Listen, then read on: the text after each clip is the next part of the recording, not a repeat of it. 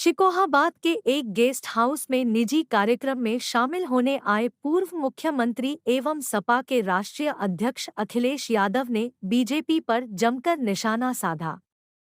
उन्होंने कहा, ये कानूनी कार्रवाई क्या हो रही है, लेकिन आप लोग भी समझदार पत्रकार हैं और मैं जानता हूं कि किस चैनल से ये सवाल पूछा जा रहा है। कई चैनलों का एजेंडा ये है कि वो कुछ मुद्दों पर इसी तरीके से बहस करते रहें। भारतीय जनता पार्टी ये नहीं बताना चाहती कि 1 अप्रैल से दवाइयां महंगी हो गई, इलाज महंगा हो गया, लोगों को इलाज नहीं मिल रहा, दवाइयां अस्पताल में नहीं है। ये सवाल बड़ा नहीं है। और जब से महंगाई बढ़ी और खासकर जो दवाई बढ़ी है, महंगाई हुई है, उसका कारण बीजेपी है।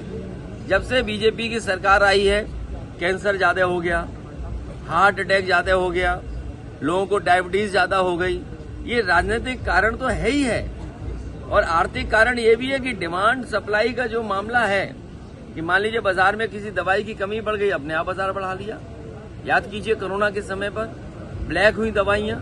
तो भारतीय जनता पार्टी जब से आई है तब से दवाइयां भी महंगी हो गई और इलाज भी लोगों को नहीं मिल पा रहा है। सर, आखिरी सवाल है, नवरात्रि अभी गई है, गुजरात में, महाराष्ट्र में दंगे हुए और काफी आगजनी हुई, बंगाल में भी दंगे हुए, इसका दोषी कौन है?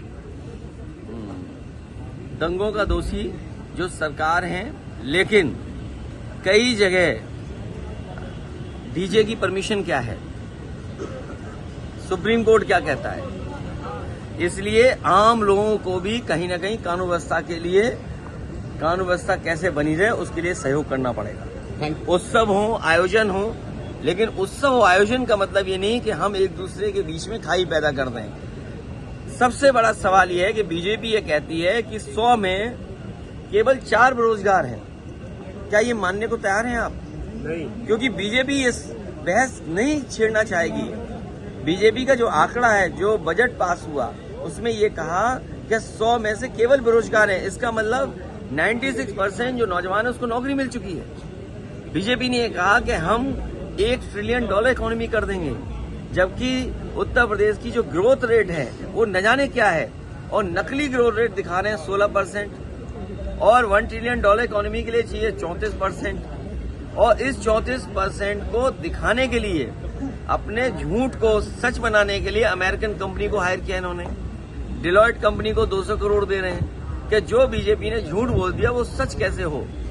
सर, किसान पिछले 48 घंटे से बेहद परेशान है।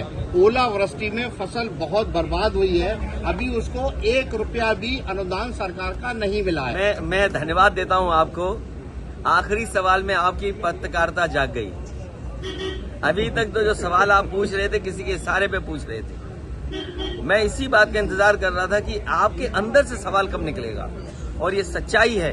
याद कीजिए, बीजेपी के लोग चिल्लाते थे कि फसल बीमा करा लो, फसल बीमा करा लो। आज फसल बीमा से क्या किसान की मदद हो रही है? या फसल बीमा से जिन कंपनियों ने बीमा किया है उनको मुनाफा कम पा रहे हैं? एक भी किसान को ये सरकार मदद नहीं कर पाई। आलू का किसान बर्बाद हो गया।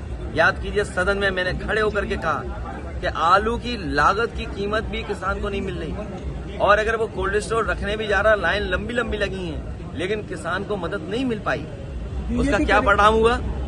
कहा कि हम आलू खरीदेंगे। आप बताओ, सबसे अच्छी बेल्ट है आलू की, यही फिरोजाबाद, यही शिकाबाद, यही टूंडला, और आगे आप चले जाए फतेहाबाद से लेकर के खंदौली और उस इलाके में, आगरा के इलाके में। बताओ, एक आलू सरकार ने खरीदा हो तो बता दो आप। सरकार इसलिए मैं कह रहा हूँ, ये सरकार किसानों की दुश्मन है, नौजवानों को बेरोजगार बना रही है, महंगाई बढ़ा रही है। और जब से भारतीय जनता पार्टी आई है तब से डायबिटीज, हार्ट अटैक और तमाम बीमारियां बढ़ गई हैं। ये जो अर्बन इलेक्शन होने जा रहा है, बीजेपी के लोग किसान वाली पार्टी नहीं है।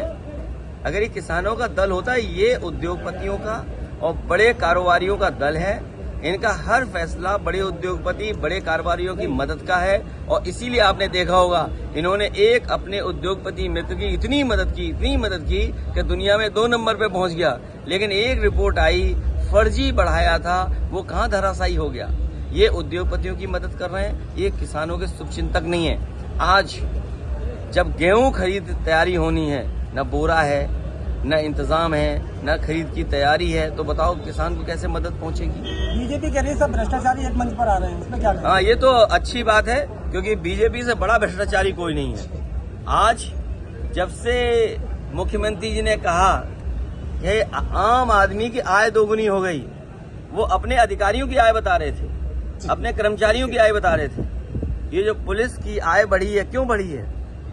ये इसीलिए बढ़ी है क्योंकि भारतीय जनता पार्टी ने खुली छूट दी भ्रष्टाचार को। एक अभी खबर आ रही थी कि एक किसान अपनी जमीन को लेकर के, एक विवाद को लेकर के खून से चिट्ठी लिखी, नस काट ली, और उसका परिणाम क्या, उसकी जान चली गई। इस सरकार में आप न्याय की उम्मीद नहीं कर सकते। और भ्रष्टाचार जो बढ़ा है, वो मुख्यमंत्री ने खुद बताया है कि आय दोगुनी हो गई। आम जनता की आय दोगुनी नहीं हुई, इनके अधिकारी और कर्मचारियों की आय दोगुनी हो गई। टीमें जो ज्यादा से ज्यादा चुनाव लड़े, जहां भारतीय जनता पार्टी से मुकाबला करना है, सीधा सीधा मुकाबला में समाजवादी पार्टी खड़ी है। और मुझे उम्मीद है कि उत्तर प्रदेश में लगातार भारतीय जनता पार्टी जीती है। और हमें, आपको सबको पता है कि प्रधानमंत्री जी ने खुद झाड़ू पकड़ा था, और उसके बाद उनके पार्टी के बड़े बड़े नेताओं ने झाड़ू पकड़ा, कई जगह झाड़ू लगाया, बड़े बड़े झाड़ू मारने के लिए एम्बेसडर्स बनाए गए। लेकिन आज सच्चाई ये है कि कूड़ा भरा पड़ा है, नाले भरे पड़े हैं, शहरों में गंदगी है। जब कभी भी डेंगू होता है, डेंगू से अक्सर वहीं डेंगू ज्यादा हुआ है जहां बीजेपी के चेयरमैन थे या बीजेपी के मेयर थे। और जो स्मार्ट सिटी का सपना दिखाया था, आखिरकार स्मार्ट सिटी का रूप क्या होगा, स्वरूप क्या होगा, वो भी आज तक सरकार नहीं बता पाई। तो इसलिए जनता इस अर्बन इलेक्शन में भारतीय जनता पार्टी को सबक सिखाएगी। और हम तो ये कहेंगे कि महंगाई चरम सीमा पर है।